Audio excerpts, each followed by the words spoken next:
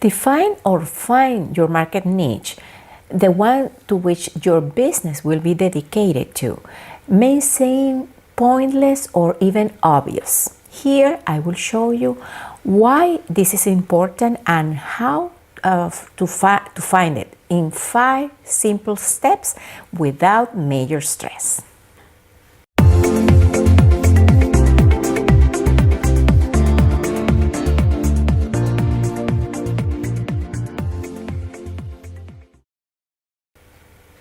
Happy present moment and welcome to Jeanette Salvatierra TV. I am your hostess, Jeanette Salvatierra. In my experience as a business entrepreneur and mentor, and even when I started this profession as a mentor and coach, I found that many entrepreneurs wanted to offer their products and services to everyone that can afford it. And the bigger the group was, well, they thought more quickly my business will be a total success. In reality, when the market is larger or more diffuse, it's more difficult, it's more harder to make yourself visible to that group of potential clients. When you have a very clear and defined market segment, it will be easier to sound convincing and that your product and service proposal will be the one chosen by your potential ideal client. Additionally, and this is probably a reason that may not hear many mentors out there say, the more specific or defined is your market niche, the more productive your marketing and sales will be.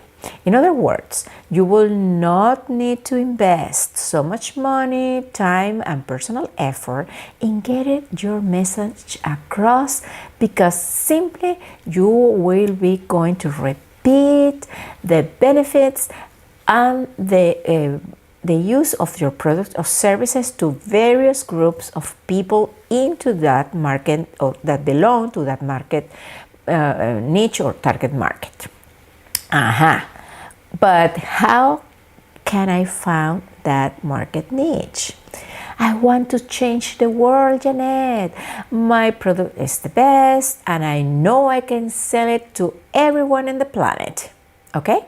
I love your optimism. And even though all of that will be true, I ask you now, do you have at this moment the economic resources, personal energy, the time, the people and allies that you need to reach 7 million or 7,000 million people?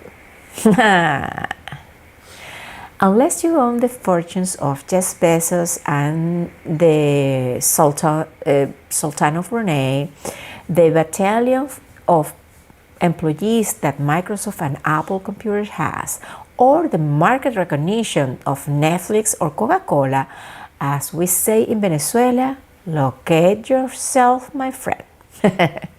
Do not be sad.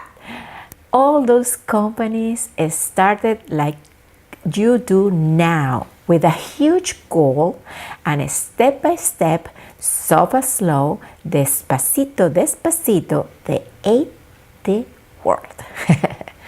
They conquered the world. Well, returning to the original problem, how do I define the market niche? There are many methodologies, from the ones that we learn in business school to others more intuitive.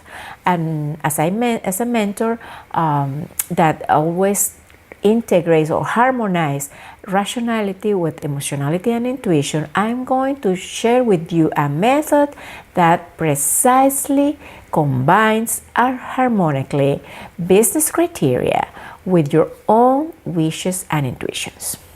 But before we proceed, I would like to invite you one more time to subscribe to this channel, to activate the notifications, clicking on the little bell to make sure you find out always the new content that we publish here.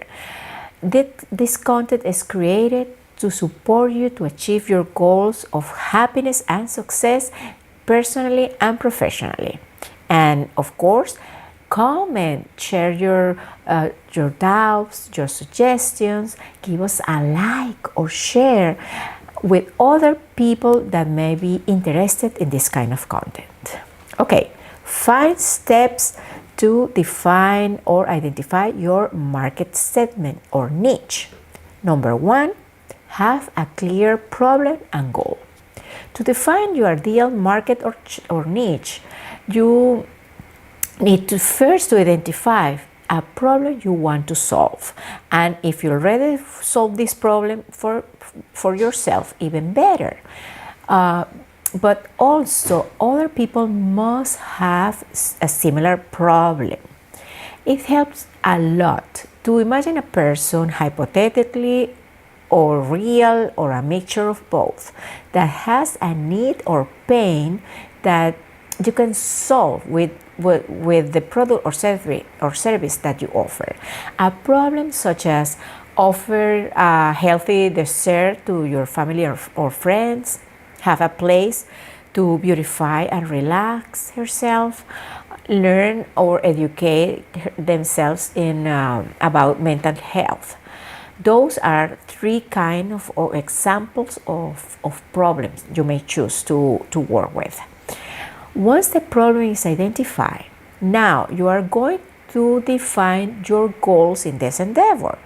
This role could be, for instance, solve the problem and make profits for you, or just offer help, access to free resources, for instance.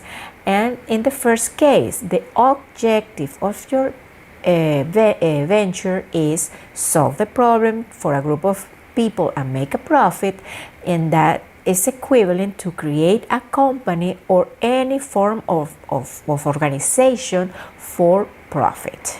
But if your desire is just to help and not monetize directly from that prospect, you will be talking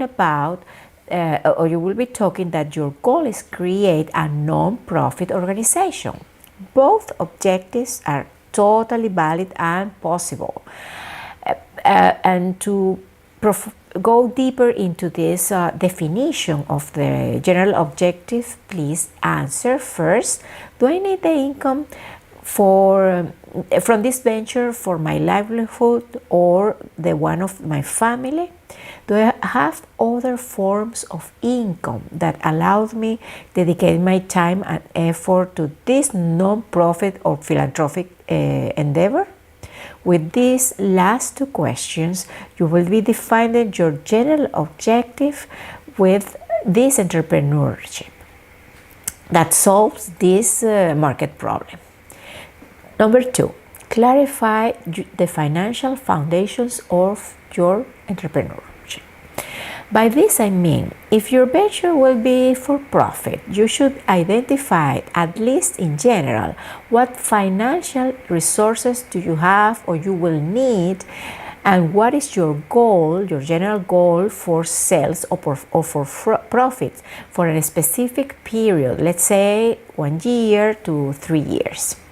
You should also define resources and economic goals for a non-profit enterprise, but I'm not going to delve in that here in this video.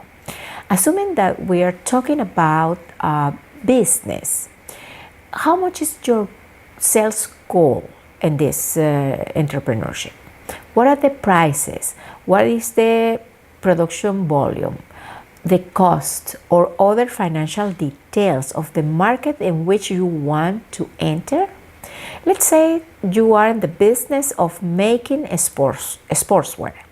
What is the total volume of sportswear sales in your area, for instance? At what average price is each type of piece sold? Let's say t-shirts, hoodies, shorts, etc. Is it attractive to enter or participate in this market? Can you make a profit making clothes at a certain cost and selling that clothes with these prices? Number 3, am I passionate about the activities that are regularly carried on this type of ventures? Entrepreneurs often answer this question well at the beginning of a venture, when we are evaluating, thinking, deciding if we're going to undertake this kind of activities. The activity that probably we love to do. But now it's time to ask ourselves again this question, because probably right now we have a better understanding about the problem, what about the solution we want to offer, and if the business idea is attractive from a financial point of view. At this point, even you can have more clarity about the specific activities related to your idea, business idea. What do you really love or will love to do? And other activities that are also necessary, but you don't like to do very much, or for which you need certain capacities that you don't have already developed. For example, I might love helping with coaching women that are going through divorce, but I don't know anything about marketing and I need to learn. Or maybe I may need an accountant because I'm not good with numbers, or neither I want to learn accounting right now. So you can identify the activities within your business that you are going to assume, the ones that you are going to supervise or hire, the ones that you are going to learn, and those that others will simply do it for you. And what though has this to do with market niche? Well, a lot. Because when you are clear around the activities you are going to do by yourself and the ones you are going to delegate or hire, etc., you will be more able to focus on creating value around your product or services to stand out in front of that potential customer.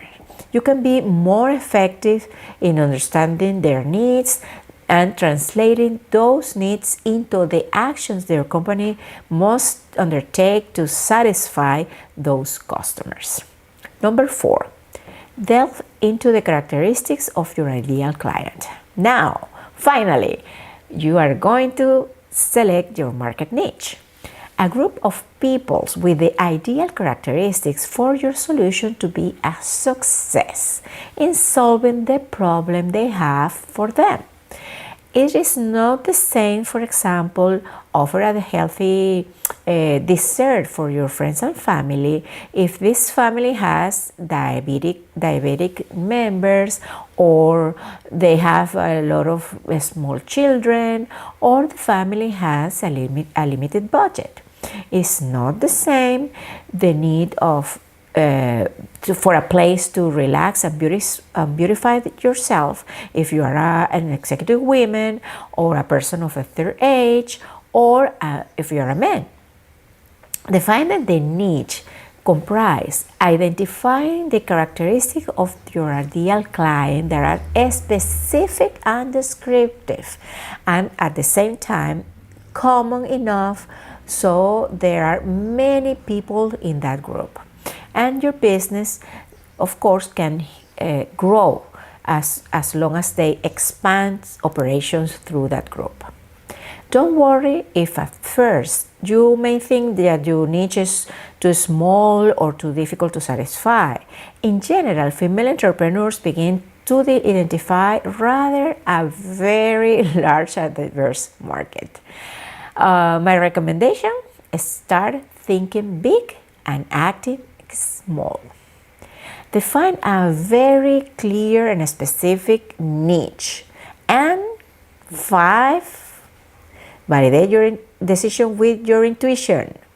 Take a pause. Listen to yourself as I always tell you, so mind and heart can connect. And if you feel that is the real good niche for you and your business, launch yourself to conquer that niche. Start offering your products and services. As time goes by, you will be able to adjust the description of your ideal clients. Your market niche may also evolve, and you will learn what does and what doesn't work to succeed in that market. Take surveys to learn even more about tastes and needs from your ideal client. Observe their behaviors around products and services in your same category. And by the way, this process of investigation and observation must be a continuous process. The needs, the benefits that your market niche or ideal client is looking for could change in time, and you need to learn about them to know what to do to change your company and adapt, so you can business can grow and grow in the market. Well, here I am.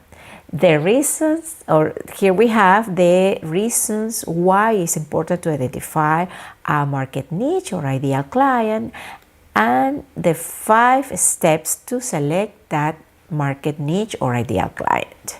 Thank you for watching. Blessings for you and your business. I will be meeting soon again in an upcoming episode of Jeanette Salvatierra TV. See you.